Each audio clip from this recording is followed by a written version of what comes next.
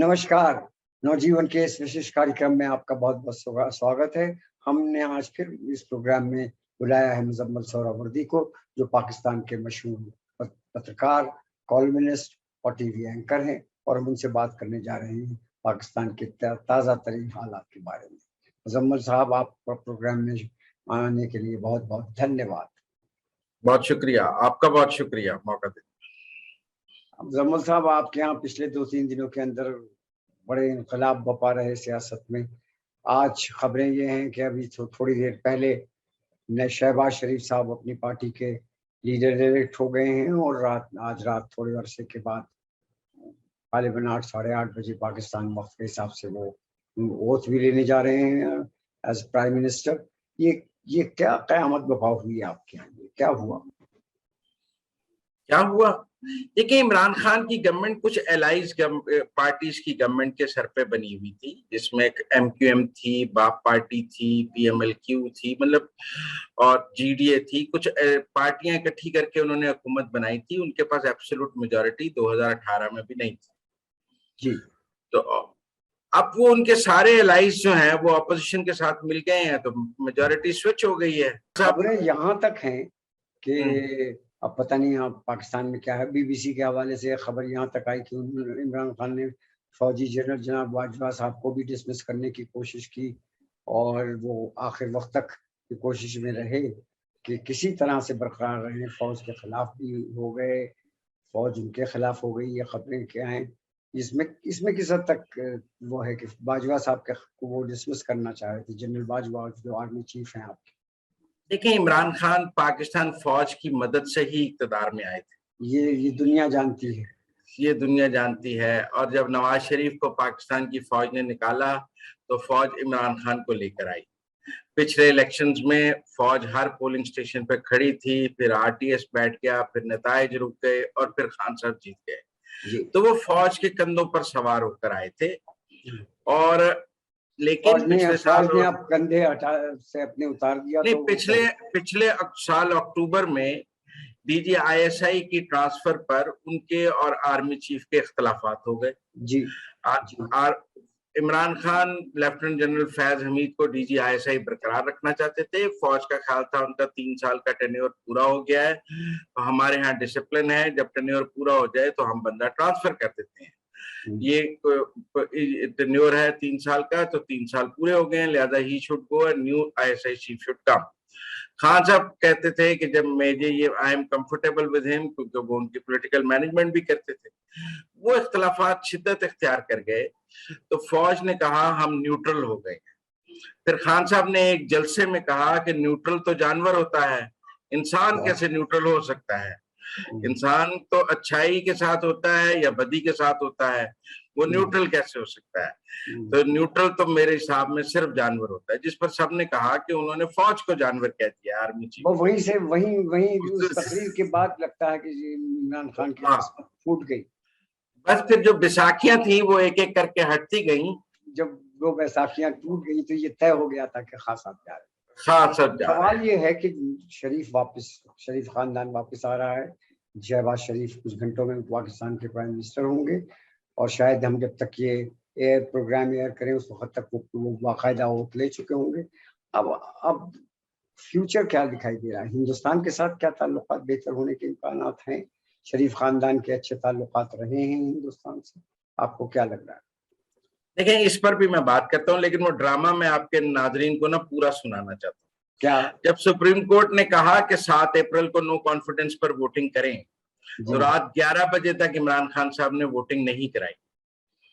11 बजे फिर supreme court ने, रात 11 बजे चीफ जस्टिस सुप्रीम कोर्ट ने सुप्रीम कोर्ट खुलवा के अदालत खोली, और उन्होंने कहा, और अदालतें रात को 11 बजे खुल गई पाकिस्तान में, और इस्लामाबाद हाई कोर्ट भी खुल गया, सुप्रीम कोर्ट भी खुल गया।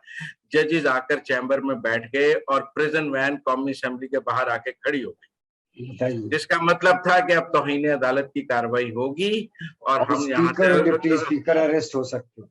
नहीं, नैरेटिव ये था कि गवर्नमेंट इज कैबिनेट, हम पूरी कैबिनेट को कंटेम्प्ट में उठा लेंगे। अच्छा, पूरी कैबिनेट इमरान खान समेत। तो कंटेम्प्ट में चली जाएगी। वहां से नर्व ब्रेक हुए, वहीं पर ये अफवाहें भी आई कि जी वो इमरान खान ने 9:30 बजे जो कैबिनेट का out of the blue emergency इजलास बुलाया, उसमें वो पीएम को सैक करना चाहते थे और उन्होंने अपनी कैबिनेट के आगे रखा कि पाकिस्तानी आर्मी चीफ को, यानी जनरल बाजवा को। इस बात की आईएसपीआर ने भी तरदीद की है, सब खुद पीटीआई ने भी तरदीद की है, इमरान खान ने भी तरदीद किया है कि हमारा कोई ऐसा मूव नहीं था। लेकिन चूंकि रात को अदालतें खुल गई और बीबीसी ने स्टोरी कर दी तो जबान ज़द-ए-आम तो हो गया और फिर फौज के फैसले भी थे। तो अब उन्होंने करना चाहा या नहीं करना चाहा, लेकिन माहौल जरूर बन गया, ठीक है ना। तो अब कुछ लोग इस पर यकीन करते हैं, कुछ नहीं यकीन करते। ये तो इमरान खान को पता है वो सैक करना चाहते थे और बाजवा साहब को पता है कि वो करना होना चाहते थे। लेकिन एक बात जरूर तय है, सॉरी टू इंटरप्ट, वो ये कि फौज और इमरान के बीच अब पहले जैसे जितने बेहतर ताल्लुकात थे, अब उतने ही बदतर ताल्लुकात हैं। ये हकीकत है, वो बात हो चुकी। जी बिल्कुल, ये हकीकत है। और इमरान खान और फौज के दरमियान ज्यादा फासले पैदा हुए हैं निस्बतन जितने शरीफ खानदान जब इक़्तिदार से निकला था उनके और फौज के दरमियान थे। अब ये शरीफ खानदान एकदम से फेवर में कैसे आ गए? शहबाज शरीफ फौज की मर्जी के खिलाफ तो प्राइम मिनिस्टर नहीं बन सकते। आपने अभी अर्ज किया कि नवाज शरीफ इसी वजह से निकाले गए थे कि वो पाकिस्तान से की फौज से उनसे नाराज हो गई थी। अब जनवरी में मैं लंदन गया, जनवरी में, तो मैं नवाज शरीफ साहब को मिला था। वो लंदन में मुकीम है इस वक्त जी। तो मैंने नवाज शरीफ साहब से कहा कि कब्र एक है, मुर्दे दो हैं, आप गोरकन हैं, ये बताएं एक दफना सकते हैं, एक को जिंदा कर सकते हैं, तो आप किसको दफनाना पसंद करेंगे, किसको जिंदा करेंगे? उन्होंने मुझे कहा आपकी बात का क्या मतलब है? मैंने कहा इमरान खान और बाजवा की लड़ाई हो गई है, नवाज शरीफ अगर इमरान खान के साथ खड़ा होगा तो बाजवा को शिकस्त होगी, अगर बाजवा के साथ खड़ा होगा तो इमरान खान को शिकस्त होगी। तो नवाज शरीफ कहाँ खड़ा है? ये फैसला तो नवाज शरीफ ने करना है। आप गोरकन है, आपने एक को दफनाना है, एक को जिंदा करना है। तो नवाज शरीफ ने मुझे कहा जो मुझसे मदद मांगेगा मैं उसकी मदद करूंगा। इमरान खान ने तो मुझसे मदद मांगी ही नहीं है, जो मदद मांग रहा है मैं उससे उसकी मदद करूंगा। इमरान खान नवाज शरीफ ने ये कहा कि जो मुझसे मदद, ये मुझे कहा ऑन रिकॉर्ड उन्होंने कहा। यानी आप का इशारा ये है कि फौज इमरान खान के खिलाफ नवाज शरीफ के पास गई और नवाज शरीफ मदद करने को राजी हो गए और वो ट्रूस पैक्ट हो गया, सुलह हो गई और उन्होंने मिलकर इमरान खान को निकाल फौज और नवाज सी कहा। हाँ, न शरीफ खानदान को इक़्तिदार में वापस आने का रास्ता मिल गया, फौज ने इमरान खान को निकाल लिया और हंसी खुशियत में तमाम कामयाब हो गए। देखिए आप वाकिफ हैं, आप इतने सीनियर सहाफ़ी और कमेंटेटर और एनालिस्ट हैं पॉलिटिकल अफेयर्स के, कि फौज और शरीफ खानदान में जो डिफरेंसेस हुए थे उसकी एक बहुत अहम वजह नवाज शरीफ के हिंदुस्तान से के साथ ताल्लुकात बेहतर करने की जल्दी थी।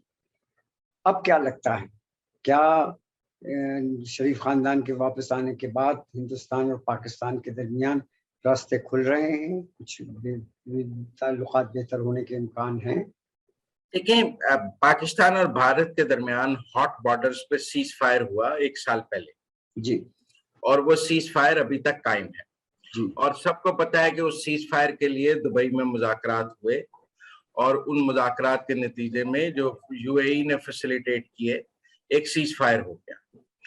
उसके बाद हमारे यहाँ इंडिया से ट्रेड खोलने की बात हुई और एक फाइनेंस मिनिस्टर थे हमाद अजहर, उन्होंने इंडिया से चीनी मंगाने के ऑर्डर भी दिए, लेकिन इमरान खान ने अगले दिन उसको अनडू कर दिया कि हम भारत से ट्रेड नहीं करेंगे जब तक कश्मीर का स्टेटस बहाल नहीं होता। लेकिन मेरे ख्याल में कि पाकिस्तान की एस्टेब्लिशमेंट अब भारत के साथ ईज आउट करना चाहती है, वहां भी सोच की तब्दीली है और उस सोच की तब्दीली को रेप्लिकेट जो है जो सिविल गवर्नमेंट कर सकती है वो शरीफ जी थे और शरीफ के अलावा कोई उसको जो है वो अमली जामा नहीं पहना सकता था। इसलिए मेरा ख्याल है इस बात पर भी एस्टेब्लिशमेंट और शरीफ के दरमियान इत्तेफाक हो गया। इत्तेफाक है आप कह रहे हैं? हाँ, और जनरल बाजवा ने अभी अपने स्ट्रेटेजिक डायलॉग की स्पीच में ये बात कही कि वो हिंदुस्तान के साथ ताल्लुकात बेहतर करना चाहते हैं। ये फौज की तरफ से खुला सिग्नल है कि उसके बाद शरीफ खानदान का इख्तिदार में आना, यानी यानी जल्द ही हिंदुस्तान और पाकिस्तान के बीच सफारती गुफ्तशुनीद के इम्कानात हैं। एक खबरें ये भी आ रही हैं कि बैक चैनल से कुछ बातचीत चल रही है शायद, जैसे पहले।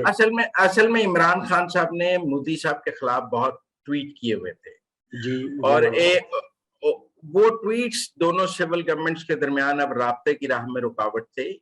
मोदी साहब का मौकफ था कि या वो ट्वीट डिलीट कर दिए जाएं और फिर मैं मिल लेता हूं, और अगर किसी ने मुझे फासिस्ट और नाजिस्ट लिखा हुआ है तो मैं उसको कैसे मिल लूं और मैं उससे कैसे डायलॉग कर लूं।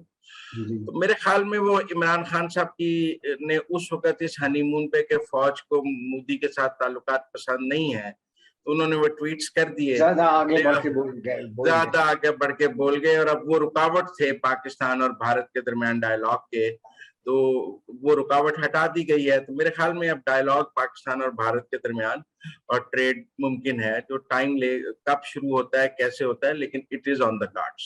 इस्लामाबाद में कुछ खबरें हैं बैक चैनल डायलॉग की। हाँ, फौज के बैक चैनल की हैं। असल में उसको फेस देगी सिविल, उसको फेस देगी सिविल गवर्नमेंट। भारत के यहाँ, चूंकि आपके यहाँ तो आर्मी चीफ मुज़ाकरात नहीं हो सकते ना, defence minister to defence minister हो सकते हैं, prime minister to prime minister हो सकते हैं। तो वो जो सिविल गवर्नमेंट का फेस मिसिंग था, वो लिंक अब जो है वो नई गवर्नमेंट आके मैचअप कर ले। यानी इमरान खान के जाने के बाद और शहबाज शरीफ के आने के बाद अब हिंदुस्तान और पाकिस्तान के ताल्लुकात बेहतर होने के इम्कानात बहुत वाजे हो गए, बहुत वाजे हो गए। ये मेरे ख्याल से दोनों तरफ के अवाम के भी हक में है और मेरा ख्याल है चीजें काफी हद तक ईज आउट हो जाएंगी। अब मुझे नहीं पता मोदी साहब की क्या स्ट्रेटेजी है और इसमें भारत कैसे रिस्पॉन्ड करेगा, लेकिन पाकिस्तान ने अपने तौर पे चेंज ऑफ फेस करके राह हमवार की है।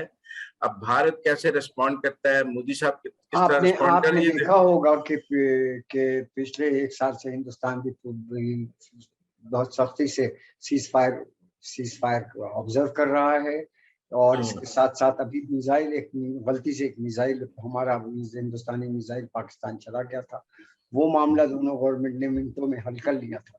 इसलिए ये लगता है कि मोदी गवर्नमेंट भी पाकिस्तान के साथ कुछ बातचीत करने के मूड में है और उधर नवाज शरीफ का शरीफ खानदान वापस आ चुका है।